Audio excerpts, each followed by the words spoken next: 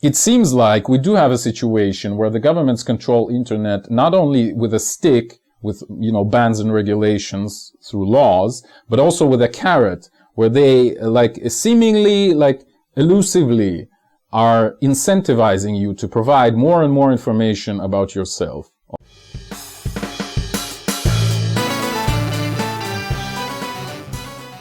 Greetings, this is Eugene the Philosopher, the greatest living philosopher after the unfortunate passing of Quentin Robert D. Nameland, who has been the greatest living philosopher before me.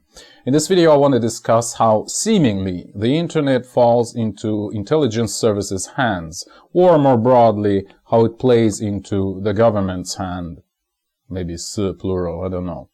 So obviously the internet provides people a lot of freedom, and a lot of this freedom is unwelcome, let's put it this way, by people who want to control you. That's again pretty obvious statement. So for example, and like it looks like the governments actually want to reduce this freedom, which is again not surprising to anyone, I would think. So, for example, like the governments try to actively reduce the freedoms on the internet with the help of the legislation, which is again, like I don't have to give you any examples. It's pretty obvious all over the world, in fact, okay? So much rarer do we see any regulations being lifted from the internet, but the absolute majority of legislation about the internet is about basically banning something on the internet, all right? Or regulating at the very least, like introducing taxation or whatever, or some centralized services controlled by the governments, blah, blah, blah. You know what I'm talking about, right? But this is the stick method, so to speak. But obviously, in order to make people do whatever the governments want, they not only need a stick, they also need a carrot. And this is a much more interesting part of the story of how governments try to regulate or completely like ban essentially the internet, or rather ban the freedoms that internet potentially allows. So the carrot part is much more interesting. That would be my claim. And let's consider this. So some of these examples I already gave in my previous video on this topic, like future market on personal data or data. I'm going to link into the description, obviously. But perhaps I'll give you a couple of others as well. So, for example, well, one of the biggest freedoms that the early internet provided was the anonymity, obviously.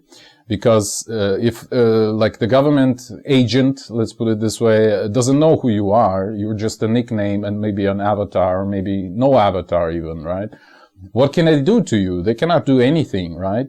So how do you de-anonymize people on the internet? Well, first of all, you can introduce legislation, right? The stick method is working, at least in certain places. However, you can also make a carrot. You can also basically incentivize people to create a database of themselves, essentially, like provide their own data for you for free, essentially. And voila, what are we getting from this? Social media. Social media is a place where a person willingly basically provides an information on themselves, right? Like Facebook, it's literally like the book with faces. It's like a police database, you know? So yeah.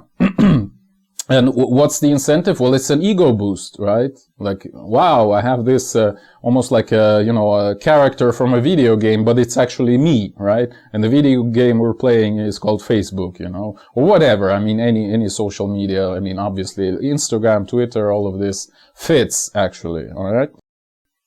So it makes it de-anonymizes you, and again, suspiciously, like. It's very helpful for intelligence services and the governments for whatever oppressive measures they want to make against you or do against you, right? So again, we see one suspicious case of like people willingly, submitting to the government control, okay? Which is the social media in the first place. Then another problem kind of linked to this anonymity is like basically what the governments want to control is the flow of money, all right? The finance. It's very important for any government because, well, that's kind of the fuel that the government feeds upon is the money, right? So anonymity of money flow is a big problem for the government. The problem in the sense that it reduces its power, and the government wants more power, just like any other power structure.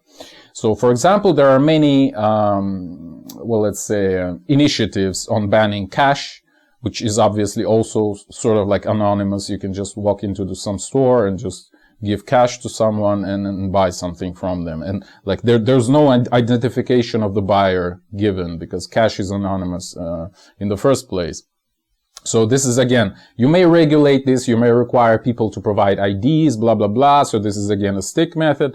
What would be the carrot method? Well, you have to incentivize people to basically create a database of their own transactions, right? So any like tax collector, any governmental official, or like, again, intelligence service agent, they can see all of your transactions right away. Okay? So how do we call this special way of recording all of your transactions? We call it blockchain, right? So what is called cryptocurrency is ironically like the least crypto of all currencies, because what is blockchain? It means that every wallet, every user of blockchain has the recording of literally every transaction made ever, right?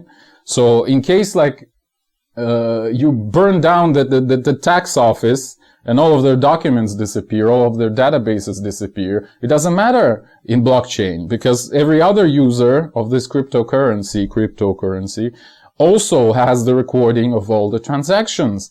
So there you go. Basically, it's decentralized, recording service. So yeah, again, suspiciously, this grassroots movement, again, watch my video about, like in this video, future market of personal data. I give some more details about Bitcoin specifically, like how it looks like it was a product of special, intelligence services, British ones specifically. Just like social media was the product of American intelligence services, again, Facebook and things like that. So, yeah. Again, a second case where suspiciously people are willingly giving away all the data of all of their transactions, and not just to some centralized agent, to everyone. Okay, so it's absolute transparency. And again, it's so ironic that it's considered to be like the absolute most secure type of transaction, handling.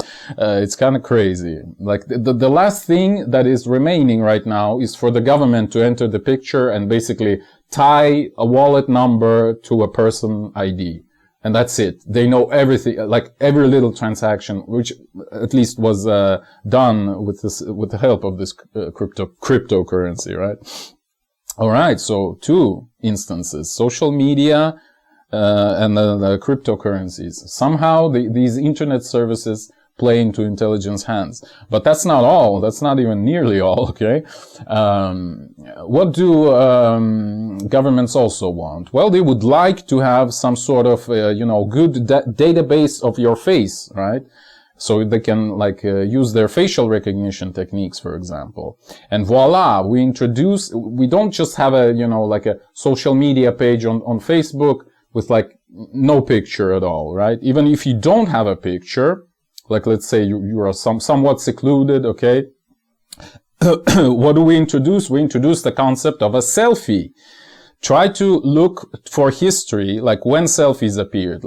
It just boomed right away. It makes you wonder, was it really natural, this process of taking selfies, right? It was really, really sort of almost artificially enhanced. I know I'm sounding conspiratorial here, but this is the nature of this video, okay? So bear with me.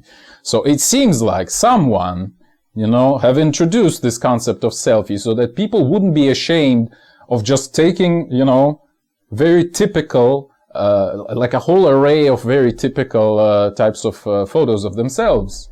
And this is kind of interesting, don't you think? And obviously, not only can we now, do we have an almost infinitely large database of all kinds of people, of their faces. I mean, we can also, for example, train our AIs on these faces, right? So we become better. By we, I mean the governments and the special agencies. Not that I'm their member. I'm just kind of using it for simplicity, okay? So we have tools now, at least as humanity as a whole, okay? I can use this sort of phrasing. We have tools now to quickly recognize faces, okay? Unfortunately, they also have these tools, you know, now, thanks to the, you know, selfie propaganda. Okay, so third instance, all right? Not only we have pages with our info, not only we are reporting all of our transactions if we're using cryptocurrencies. The first one, if we're using social media, then we're reporting everything about us. Then we are reporting all of our transactions if we're using cryptocurrencies. Then if we're making selfies, we're even reporting how we look, right? Okay, then there was also a task. Well, not only do we need a way of recognizing faces, which again, all this AI again, watch my video about AI, by the way, was trained on selfies, among other things, but mostly on selfies, I would assume, but not only probably. But we would also like to try and maybe recognize not just the static image, but also some sort of movement, you know, like the video. We would like to analyze videos. And therefore, what do we need to introduce? Some stuff like Vines, maybe you remember this format, or TikToks, much more popular right now, where you have basically a complete audio-visual synchronization, okay? So not only it allows us to train us, again, I'm just gonna keep using this, okay? Not only it allows us to train our neural networks to generate videos, but it also allows us to, again, be more efficient at recognizing patterns in videos, in particular, moving people, okay? Because that's what the governments are mostly interested in, because the people are the object of the government, okay? Of the government's activity, of their control. So already you have 4 instances, right? Interesting. Do we have anything else? Well, speaking about AI, there's creativity. People are creative, and their creativity is a bit chaotic, okay? And this is also one of the freedoms that is allowed to a much broader extent by the internet than previously without the internet, right? So we need to poison this well of creativity somehow. So we just flood it with a deluge of AI products, you know, creative products. So we get all of this crap that I've talked about in my video, biggest problem with AI. I'm not going to repeat myself here. So yeah, your freedom to express yourself is just lost in this dark forest of AI garbage, right? This is what is happening right now in front of our very eyes, like in the current year, you know? All right, what kind of other things can governments do to make people willingly, like, lose a lot of their power, let's put it this way, for example? Well, one thing that didn't really take off that much, mostly because the technology is still underdeveloped, let's put it this way, so basically it's too expensive for now, is the Internet of Things. Maybe you remember this concept, or a concept of smart home, or like, you know, domestics, or whatever it was called. So basically when you plug in your device, whatever it is, to the internet, and it can only work when it's plugged in to the internet, essentially, right? So this, what does it allow governments to do is to basically remotely control whatever devices you have, right? Because they have the access to, I don't know, the internet nodes, roughly speaking. So they can potentially like shut everything in your house down if they don't like you, you know. So this gives them a huge tool for their control. Like right now, it's partially used just by some greedy corporations, you know, which again are always go hand in hand with big governments. So, for example, you may have heard about this, you know, subscription service. I think it was BMW or some other big automobile corporation, which kind of made the heating of the seats like a subscription service. So like it can only be enabled if you pay some amount of money per month or something to the company. And it's like so crazy, right? So your car actually needs the internet or whatever other network they're using, so it would talk to the servers of the company. And if the servers say, hey, this guy didn't pay us this month, your heating of your seat would be disabled, right? So there you go. It's a clear like way of controlling you. Of course, you would probably like this not to be the case, but hey presto, like all of your car is now on the internet, so you like all the other tools it gives you, like navigation and things like that, blah blah blah. This you may not like, but unfortunately, you see, it's just a side effect of your car being hooked up to the internet. Hooked up, is that the the correct structure? I don't know. Hooked to the internet already, so that's the price you pay, and it's only the beginning, right? Again, some people reported that some printers, like just, you know, for printing documents on paper, have stopped working because, again, some sort of subscription wasn't paid, even though the cartridge still had a lot of ink, so it wasn't an ink problem. It was specifically like you just didn't pay us. So even if you buy a printer, you're not guaranteed to make it operational, right?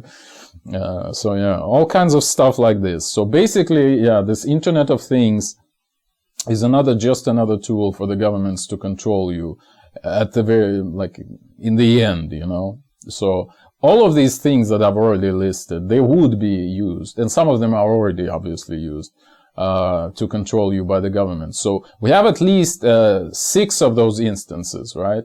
We have social media, we have the cryptocurrencies, we have facial things like selfies, we have audio-visual synchronization things like TikToks, we have creativity, AI type of stuff, we have the Internet of Things type of stuff, in all of those things, people are willingly submitting to the government, essentially, right? This is the carrot.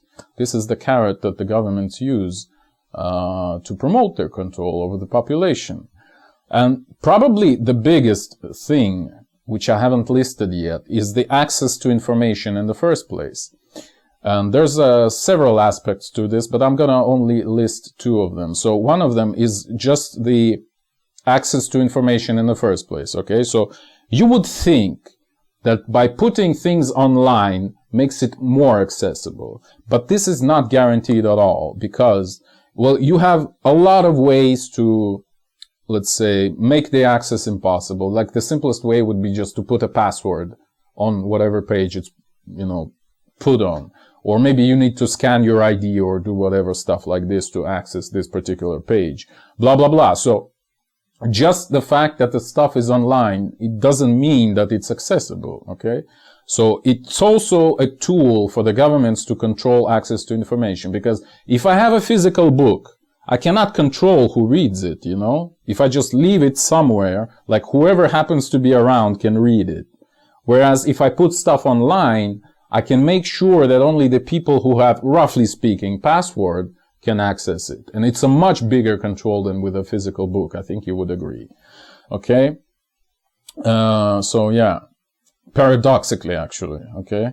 That's one problem. And another problem is that with new information, if the information is actually being produced in the internet and for the internet right away, like for example, if I'm writing a book and I'm publishing it on the internet and it doesn't exist anywhere else except maybe my hard drive, then such digitized things can be easily erased.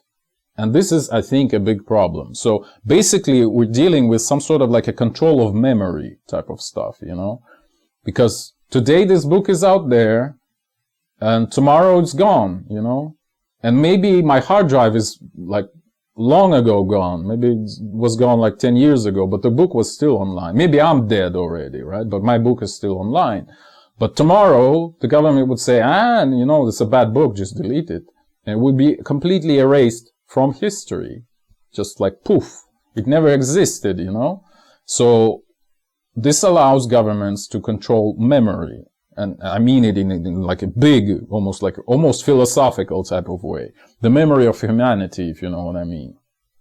And this is also a big problem.